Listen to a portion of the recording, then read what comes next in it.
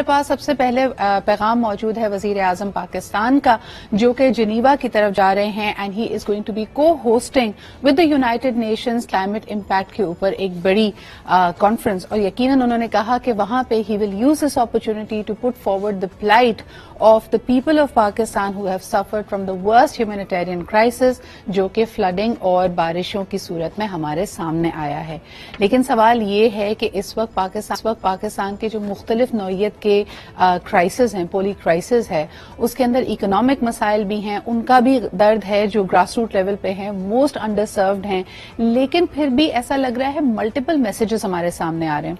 सबसे पहले बात करते हैं जी लग्जरी कार्स की। आपके सामने है कि the automobile industry in Pakistan has been badly hit और इस वक्त इंडस मोटर्स से लेके मुख्तलिफ और कंपनीज की तरफ से ये इंदिया आ चुका है कि उनके लिए उनकी फैक्ट्रीज को गैर मुय्यना मुद्दत तक बंद करने के अलावा कोई हल मौजूद नहीं है, उनकी कोई सुनवाई नहीं है और यही वजह है कि गाड़ियां महंगी से महंगी होती चली जा रही हैं।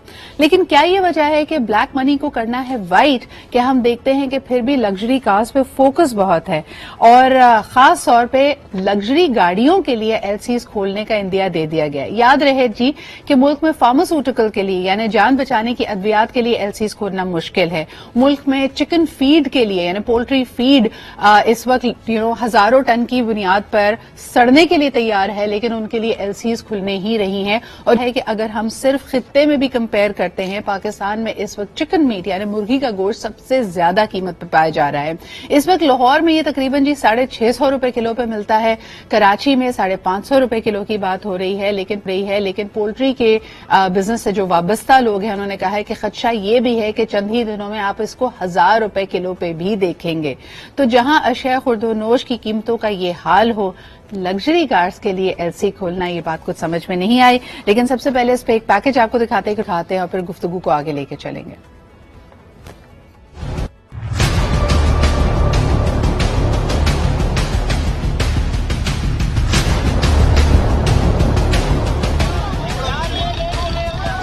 आवाम को है आटे की परेशानी, हुकूमत की है अलग ही कहानी। आवाम को रिलीफ देने के बजाय लग्जरी गाड़ियां मंगवाने का फैसला कर लिया। 5 या 10 नहीं, 165 गाड़ियां मंगवाने का फैसला किया है।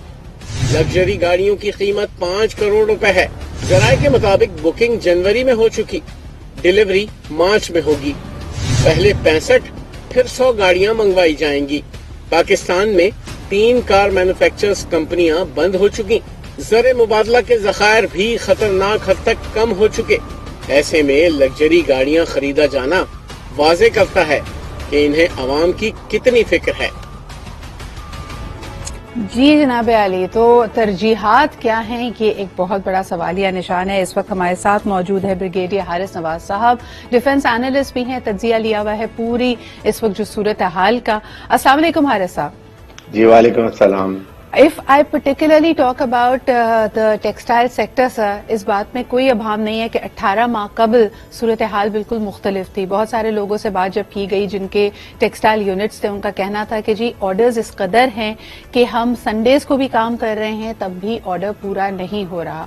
और यकीनन ये ट्रिकल डाउन इफेक्ट भी था, यानी उनकी फैक्ट्री में जितने काम करने वाले थे वो यकीनन उस रोजगार से, उस दिहाड़ी से मुस्तफीद हो रहे थे। आज ये सूरत हाल है कि 1500 से ज्यादा यूनिट्स टेक्सटाइल के बंद हो चुके हैं। कल मिल्लत फैन की तरफ से भी एक ऐलानिया आया है कि वो भी फैक्ट्री बंद कर रहे हैं। लेकिन luxury cars, I mean what kind of a toppled economy are we write now? क्या कहते हैं आप? सिद्रा, बहुत ही अफसोसनाक बात है और इसे क्रिमिनल एक्ट कि आप एक मुल्क में आपके फॉरेन एक्सचेंज खत्म हो रहा है, डिप्लीट हो गया है जी।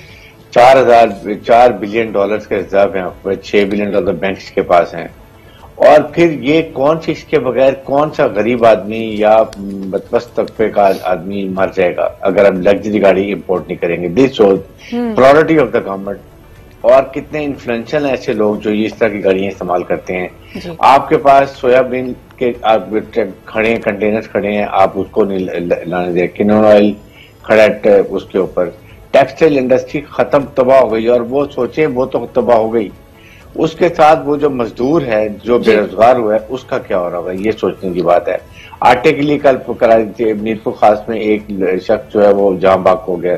इतना रश था, क्राउड था। आप सोचें کہ کتنی غربت ہے، کتنی پرابلم ہے، یہ ہو گیا۔ حارث صاحب کس بات کا انتظار کر رہا ہے موجودہ سیٹ اپ؟ یعنی ان کو لگتا ہے کہ یہ معاملات کو magically within a month handle کر پائیں گے، کوئی ایسا فیصلہ کر لیں گے آئی ایم ایف کی مدد کے بعد جس کی وجہ سے ان کی مقبولیت میں اضافہ ہوگا اور پھر الیکشنز کی طرف جانا چاہ رہے ہیں؟ یعنی اس وقت تو ہر انسان یکسوئی کے ساتھ یہی کہہ رہا ہے کہ جب تک ملک میں انتخابات نہیں ہوتے ہمارے لیے کسی قسم کا بھی استحکام، خاص طور پہ معیشت میں استحکام لانا ناممکن ہے۔ Then why are we not paying heed to the ground realities؟ اس لیے کہ ان کو پاکستان کے عوام، پاکستان کی ترقی، پاکستان کی خوشحالی سے کوئی تعلق نہیں ہے۔ یہ ہماری leadership, I am talking frankly, اس لیے کہ اس وقت ضرور بات کرنی چاہیے کہ جو ملک میں حالات ہیں، آپ بھیک کب تک مانگتے رہیں گے؟ آپ کے چیف آف آرمی اسٹاف صرف اس لیے گئے ہیں کہ ملک کی اکانومی کو ریوائیو کریں، تو $7-8 بلین 4-5 جو فرینڈلی ممالک ہیں وہاں سے لے کر آئیں۔ آپ کی لیڈرشپ کی جو ہے وہ کریڈیبلٹی دنیا میں نہیں ہے، کوئی ان کو ایک پیسہ دینے کے لیے تیار نہیں ہے۔ جس طریقے سے یہ جا کے مانگتے ہیں، جس طریقے سے یہ کشکول کھولتے ہیں، میرے خیال میں ملک کے لیے اور عوام کے لیے بہت ہی امبیلنس سچویشن ہے۔ سر یہ خود امبیرس نہیں ہوتے، اب تو مسئلہ یہ بھی ہے کہ they are known to be some of the richest people in the world۔ یعنی ان کی اپنی اگر آپ مالیت کی طرف دیکھیں، اللہ نے بہت نوازا ہے اور اس پہ کہتے ہیں کہ جی بزنس کرتے تھے، بزنس کی وجہ سے we've earned a lot۔ سوال یہ ہے کہ all the bailouts have been stalled۔ I M F آپ کو پیسے دینے کو تیار نہیں ہے، فینڈری کنٹریز آپ کو پیسے دینے کو تیار نہیں ہے، اور جہاں آپ نے کہا کہ اب تو ادارے بھی، یہ جو حکومت کا اس وقت ٹارگٹ ہے کہ جی $8 بلین کہیں سے امداد مل جائے، سپورٹ مل جائے، اس کے لیے ادارے بھی ان کو سپورٹ کر رہے ہیں۔ Is that effort not better served اگر ملک میں الیکشنز کروا کے ایک لیجیٹمیٹ لوگوں کی پسند کی حکومت آ جائے؟ بے شک اس پہ ہم یہ نہیں کہتے کہ اس وقت تو صورتحال یہ ہے کہ کوئی ایک جماعت تو مکمل طور پہ حکومت نہیں بنا پائے گی، لیکن الیکشنز کیوں نہیں کرائے جا رہے؟ اس لیے نہیں کرائے جا رہے کہ یہ جو پی ڈی ایم کی گورنمنٹ آئی ہے، انہوں نے عوام کو ڈیلیور نہیں کیا، عوام کو کوئی خوشحالی نہیں دی ہے۔ آپ کے سامنے فورن ایکسچینج، ڈالر کی پرائس، ڈیزل پیٹرول کی پرائس، گیس بجلی کی پرائس، اس کے بعد انفلیشن 29, 30, 35% پر عوام کو کوئی چیز سستی نہیں ملی۔ تو یہ الیکشن میں عوام کو کیا بتائیں گے؟ کس منہ سے جا کے کہیں گے کہ جی ہم نے یہ آپ کو ڈیلیور کیا ہے اور آپ ہمیں اس کے لیے جو ہے ہمیں ووٹ دیں؟ دیٹ از دا ریزن کہ دے وانٹ کہ جتنا ٹائم اور ہو، شاید کوئی میریکل ہو، کوئی یہ ریلیف۔ کل کی میں سٹیٹمنٹ سن رہی تھی، قائرہ صاحب نے کہا کہ عمران خان کے دور میں ورسٹ قسم کی مہنگائی تھی، لیکن اس وقت عوام یہ کہنے کو مجبور ہے کہ بھئی وہ والی بہتر تھی ہمارے لیے اور چیزوں کی وہ دستیاب بھی تھی۔ تو کیا ہم ان قیمتوں پہ واپس جا سکتے ہیں آپ کے خیال میں؟ کبھی بھی نہیں جا سکتے۔ قائرہ صاحب کو میرے خیال میں اور پوری پی ڈی ایم کو اس بات پہ خود خیال کرنا چاہیے کہ آپ عمران کی بیشنگ کرنا، پرانی حکومت کو کرٹیسائز کرنا چھوڑ دیں۔ آپ آئے ہیں، آپ کیوں آئے تھے؟ آپ کے پاس کیا سولوشن تھا؟ آپ نے اگلے 1 سال کا 6 مہینے کا روڈ میپ کیا آپ کے پاس، وہ بتائیں ہم آپ کو۔ آپ یہ بات چھوڑ دیں پرانی رونا پیٹنا۔ اس وقت 2 اپریل، مارچ میں، فیبروری میں 2002 میں 22 میں کسی نے یہ نہیں سوچا تھا کہ پاکستان ڈیفالٹ ہونے کے قریب ہے۔ کوئی ایسی مہنگائی نہیں تھی، سب چیزیں ٹھیک روٹین میں چل رہی تھی۔ آپ نے آ کے ملک اپنے کیسز، اپنے سیلف سرو جو تھے، آپ نے سارے کام کر لیے جس کے لیے آپ آئے تھے۔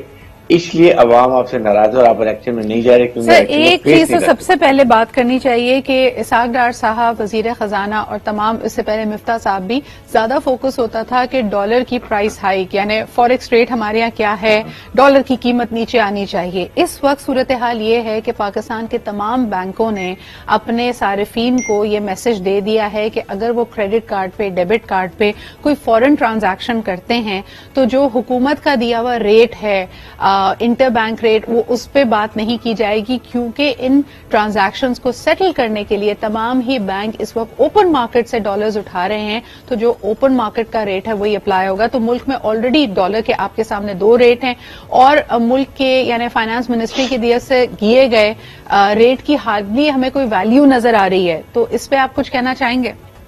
دیکھیں، بات یہ ہے کہ جب ملک میں ڈالر کا ریٹ ہو آفیشیل 225 اور 26 اور اوپن مارکیٹ میں 260 ہوگا، آپ سوچیں کہ ایک تو آپ کو جو فورن ریمیٹنس آتی تھی 32-33 بلین ڈالرز کی، وہ کون بھیجے گا؟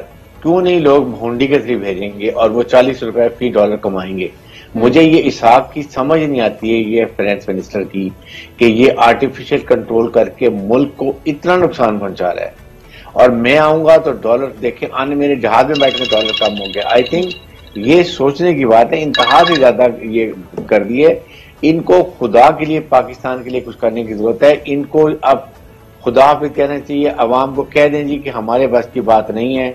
یا تو آپ کہہ دیں جی اسٹیبلشمنٹ کو جی آئیں جی ٹیکنوکریٹ گورنمنٹ لیں، کچھ کر لیں ہم، یہ کیونکہ یہ ان پاپولر ڈیسیژن نہیں لیں گے جی. ان کو اگلا اپنا الیکشن نظر آ رہا ہے. اس لیے کوئی ایسا سسٹم کرنا چاہیے کہ کوئی ایسے لوگ آئیں جو آ کے ان پاپولر ڈیسیژن لیں اور ملک کو اس مشکل سے نکالیں. سر آپ کو لگتا ہے کہ technocratic government is a reality? آپ کو لگ رہا ہے what is the writing on دا وال؟ آپ کیا دیکھ رہے ہیں آنے والے ایک مہینے میں؟ آگے رمضان مبارک بھی آنے والا ہے، مشکلات لوگوں کی اضافہ ہو رہا ہے، عوام کو سڑکوں پہ دیکھ رہے ہیں، ٹیکنوکریٹک گورنمنٹ دیکھ رہے ہیں، اداروں کا اس میں کیا رول دیکھ رہے ہیں؟ What's going to happen? دیکھیں اس میں تو اسٹیبلشمنٹ کو میرے خیال میں کہیں نہ کہیں ان کو یا تو بٹھانا چاہیے، یہ انہوں نے میچورٹی نہیں دکھائی ہے.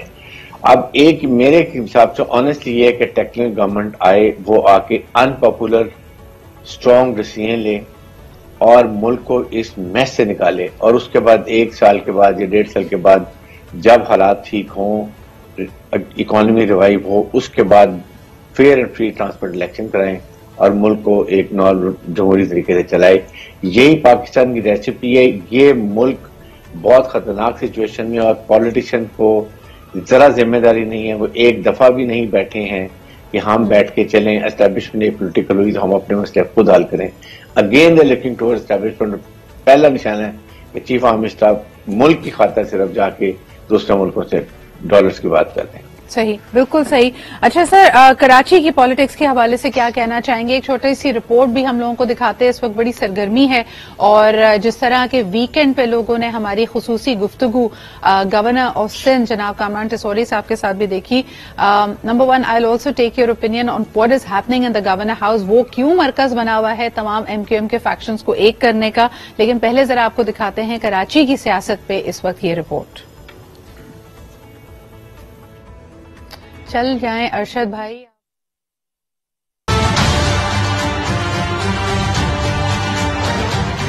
مکمل طور پر خالد مغل صدیقی بھائی MQM پاکستان کے اس جائز ایک بڑے کاز کی بھرپور طریقے سے میں حمایت کا اعلان کروں گا. کراچی کو اگر پھر MQM کا قلعہ بنانا ہے تو MQM کو متحد ہو کر دکھانا ہے. متحدہ کے مشن، متحد کا فائنل راؤنڈ. بلدیاتی انتخابات سے قبل ملاقاتوں کا دور تیز ہو گیا. خالد مقبول صدیقی پھر پہنچے فاروق ستار کے گھر. کچھ ان کی سنی، کچھ اپنی سنائی، کچھ مانی اور کچھ منوائی. فیصلہ کیا اگر کراچی کے لیے کچھ کرنا ہے تو MQM کو اب ساتھ مل کر چلنا ہے. عزم دہرایا، کراچی والوں کو حقوق دلائیں گے، شہر میں ایک بار پھر حکومت بنائیں گے. اچھا جی، تو یہ ہمارے سامنے صورتحال تھی. آپ نے دیکھا کہ کراچی کی جو سچویشن ہے اس کے اوپر مزید بھی